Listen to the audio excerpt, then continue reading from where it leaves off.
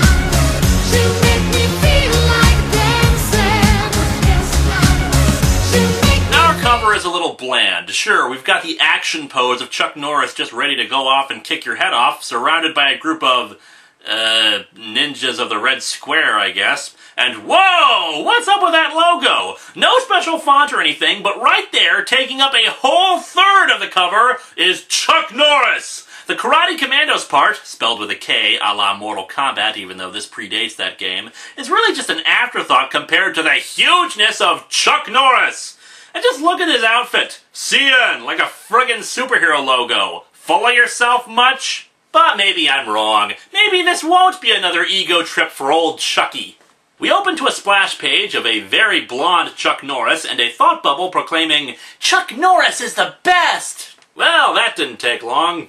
Checking the credits, we see the penciler is Steve Ditko? Co-creator of Spider-Man, Steve Ditko? Creator of the Ted Kord Blue Beetle, Steve Ditko? Steve, really? You really needed a paycheck that badly? With that horrifying revelation out of the way, our comic begins with a schoolboy looking at a picture of Chuck Norris. "He's the absolute best, the best there is, and when I grow up, I'm gonna be just like him." Better start hating gay marriage, kid. The teacher announces, "I hope everyone is excited about tomorrow's special field trip to the International Anti-Terrorism Conference." What? Didn't you go on field trips to anti-terrorism conferences in elementary school?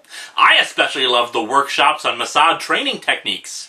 She explains that the conference is undergoing tighter security since a new super cruiser will be on exhibit at the conference. She goes on to say that the only reason that they'll be able to go is because of the connection one of her students has to Chuck Norris. And who is this student? Why, it's our little dreamer, whose name is Too Much. Seriously. Oh, I have no doubt that he'll live up to that name if he doesn't shut up about Chuck. One of the students wisely asks, "What does Chuck Norris have to do with the supercruiser? And what exactly is the supercruiser? And why don't we ever do any math problems?" Well, according to Too Much, seriously, Too Much? Why not Billy or Dave or Steve? The government hired Chuck as a consultant to help develop an anti-terrorism vehicle known as the Super Cruiser. Yeah, because martial arts fighters and actors are obviously the ideal choice for designing military hardware.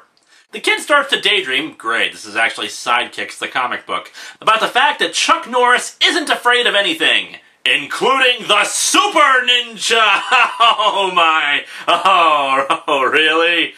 This is the Super Ninja? A purple jumpsuit with lines all over it, a red circle thing that kind of looks like a squashed bug, and a white face mask with Mary Tyler Moore hair? Oh, and what about the glowing lines around his head? At first I thought it was more of his hair, but the pink spikes there vanish in a few panels. You know, I've heard of shampoo and conditioner that makes your hair look radiant, but this?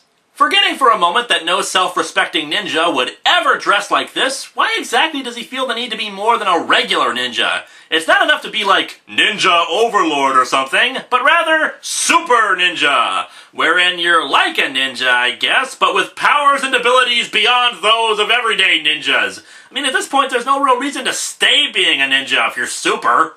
I hate you, Chuck Norris! I hate you, hate you, hate you! That's why I printed off this huge picture of you! Hate you! Marry me. Super Ninja rips apart the picture of Chuck Norris, but it's too much his daydream, so he comes in to battle this Master Ninja. I'm called Too Much, but for you, I'm just too bad.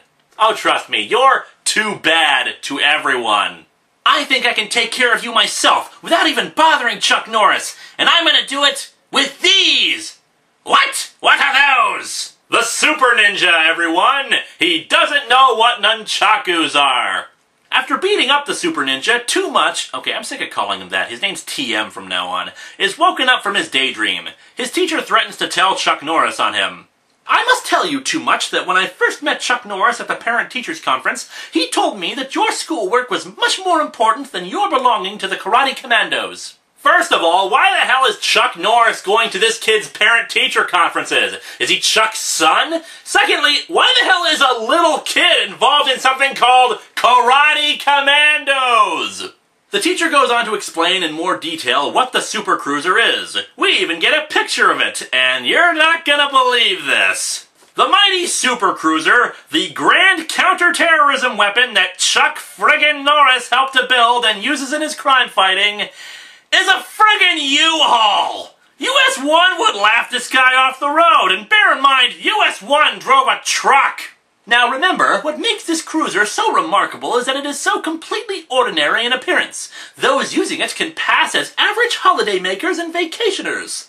That's not remarkable, that's stupid! We're not talking about a surveillance van, lady! This is supposed to be a friggin' battle wagon! We don't want to fake out the terrorists! We want to send it full speed into the enemy camp! Look out, everyone! Chuck Norris is coming at us with his moving van! He might start throwing furniture at us! She does tell us that the thing is equipped with advanced technology ranging from weapons to communications to surveillance equipment, but that doesn't make up for the fact that looking at it doesn't conjure up the word Super Cruiser.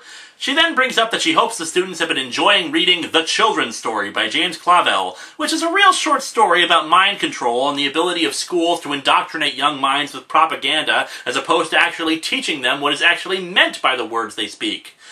Why the hell she's teaching this to grade schoolers that probably haven't even read To Kill a Mockingbird is anyone's guess. TM gives his classmate a color picture of Chuck Norris before whispering that he hasn't read the book yet, hoping to complete it over the weekend. You want to come over tonight and practice karate with me? Dear God, that is the most frightening face I've ever seen in a comic, and coupled with the question makes this thing all the more horrifying. However, the teacher interrupts and asks him to start in on his thoughts on the book right away. The kid prays for something to prevent him from giving his report. Don't anybody move! You are all the prisoners of the Cult of the Claw! Thank God! Terrorists! I love the sound effect they make when they storm in. Bammo! More ninjas burst in through the windows. Why, there were like 5 of you who came in through the door. And say they'll kill anyone who tries to resist. By the by, anyone else think that these guys look like soldiers of Cobra? Actually, given how inept the Super Ninja is, it wouldn't surprise me if this was Cobra Commander and his forces trying to go for a different motif to fool G.I. Joe. Super Ninja talks with his robotic master, who's also apparently Dr. Claw from Inspector Gadget, that they'll contact the government and will release the hostages, but only if the government turns over the Super Cruiser to him. And with the Super Cruiser at my command, I'll finally have what I need to move out of my apartment.